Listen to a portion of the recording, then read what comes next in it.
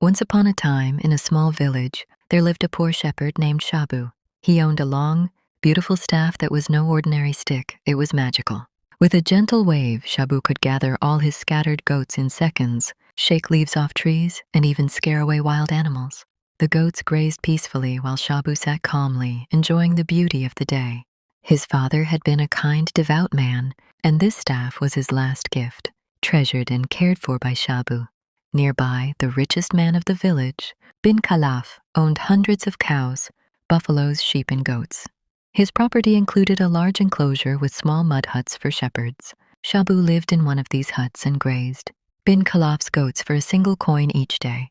Despite his hard work, Shabu accepted this humbly, eating simple food and rising at dawn to continue caring for the goats with devotion. Next to Shabu lived Zeno, another shepherd. He was lazy, careless, and envious of Shabu's honesty and skill. One day, consumed by jealousy, Zeno stole Shabu's magical staff and replaced it with a fake one. Then he broke the real staff into pieces and buried it deep in the forest.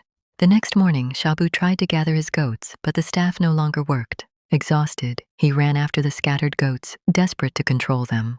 When Shabu returned to the village, Bin Khalaf counted the goats and found some missing. Furious, he scolded Shabu for irresponsibility and punished him, giving him no food or water that night.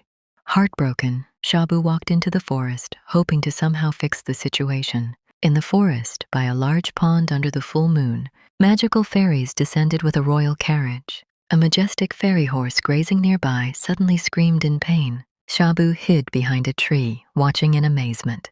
The horse's hoof was wounded by a sharp object. It was a piece of his broken staff. Recognizing it immediately, Shabu exclaimed in joy, "Ah, my beloved staff, you are here." The fairies initially glared at him, thinking he had hurt their horse.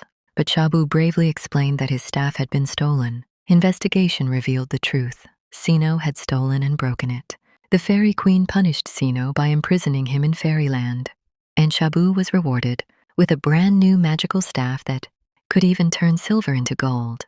When Bin Khalaf learned the truth, he felt ashamed and appointed Shabu as the guardian of all his herds, giving him a fine house to live in. From that day forward, no one could steal Shabu's staff. Anyone who tried would turn into stone, and only Shabu could restore them. The villagers learned that honesty is always rewarded. Hard work pays off, and jealousy brings only punishment.